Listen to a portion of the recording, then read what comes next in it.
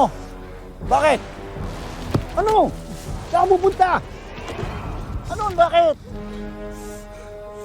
Ha? Gusto ko lang naman po magtrabaho. Oo, huwag ka mag-alala. Tapos yun ang pinagagawa nyo. Walan nyo na ako. Tumutupad naman kami sa pangako. Basta naman, ihatid mo kami sa napagkasunduan natin. Marunong naman kaming tumanaw ng utang na loob. Hindi ko na kaya. Ayos lang, sige. Kaya ka rin namin patayin kung gusto mo. Sige, ako na. Tama na. Tama na yan. Sige na, huwag mo nang pansinin itong mga kasama ko. Ihatid mo na kami. Ha? Sige na, pasok na. Sige na, kilos Tara na. na. Bilis!